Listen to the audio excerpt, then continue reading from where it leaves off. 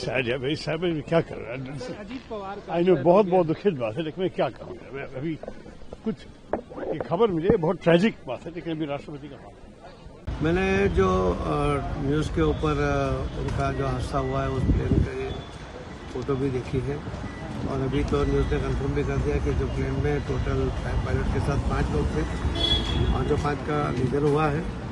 अजित पवार जी महाराष्ट्र के deputy CM थे, और उन्होंने बहुत सालों से महाराष्ट्र के राजकारण में अपना जो एक स्थान बना लिया था, और बहुत काम भी उन्होंने किया था। आज उनके अचानक जाने की वजह से महाराष्ट्र के पॉलिटिक्स में भी एक बहुत बड़ा सुनाव का सर्जन हुआ है।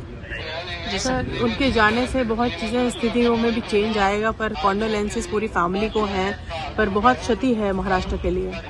महाराष्ट्र के लिए भी उनके फैमिली की तो क्षति वो स्वाभाविक रूप से है, और महाराष्ट्र को भी क्षति है। और महाराष्ट्र को आज तक के पॉलिटिकल जो उनके समय में कभी भी उनको अवॉइड करके कोई भी अपना पॉलिटिक्स नहीं कर सकता था, वो संभव भी नहीं था।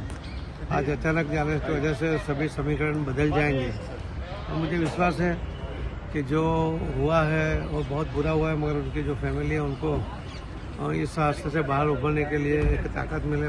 बारामती में प्लेन क्रैश हुआ है, डीजीसीए का official statement. Oh my God, that's horrible. This is such a horrible news, and I'm so sorry कि मुझे तो अभी एक्चुअली हम लोग बहुत जल्दबाजी में रहते हैं जब सुबह आते हैं, मतलब there is not enough word to say कि पर खैर मैं अपने इमोशंस थोड़ा अलाइन करके I'll give a statement। भारतीय राजनीति में इससे बड़ी क्षति नहीं हो सकती। बड़े जिंदा दिल इंसान, बहुत बड़ा नुकसान हुआ। मैं पर्सनली जानता था, उनको बारामती का राजा कहते थे, राजनीति का राजा कहते थे। आज एक राजा चले गए, ये बहुत ही दुर्दैवी घटना है।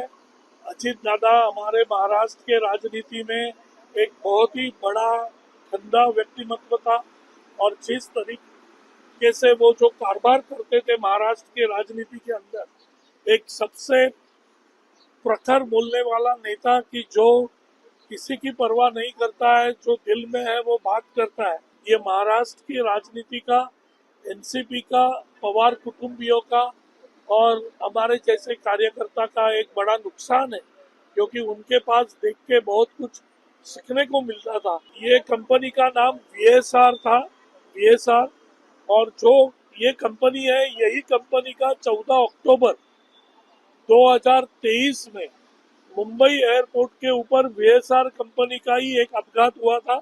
लेकिन बहुत ही भगवान का शुक्र है कि उस अपघात के अंदर जितने भी लोग फ्लाइट में थे वो सब बच गए थे, बट टेक्निकल फॉल्ट के कारण उस वक्त भी यही कंपनी के विमान का हादसा हुआ था, और आज यही कंपनी के विमान का हादसा हुआ है। तो ये कंपनी का जो भी रहेगा उसका थोड़ी जांच होनी चाहिए। मेंटेनेंस और टेक्निकल इश्यूज में देखना पड़ेगा। शायद दिल्ली के ओनर की कंपनी है ये VSR। तो इस तरीके के अगर अपघात 2 साल में, 3 साल में अगर 2 अपघात एक ही कंपनी के फ्लाइट के होते हैं तो उसकी जांच होनी चाहिए। इतना बड़ा नेता और अचानक से हम लोगों में से वो जो गुजर गए, वो बात हमारे बहुत दिल को लगी है। और महाराष्ट्र को एक अच्छी दिशा देने वाले नेता आज अपने में नहीं रहे, इसका बहुत बड़ा दुख है।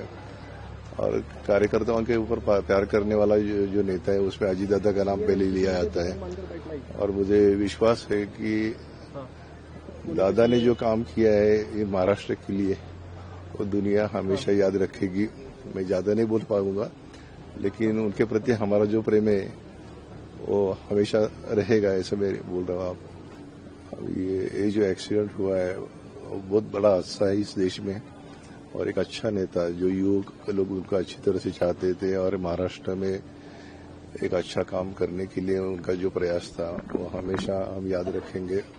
हम कभी जिंदगी में भूल ही नहीं सकते, क्योंकि उनका और हमारा जो रिलेशन था वो कार्यकर्ता और नेता का नहीं था, अलग प्यार था हम लोगों में।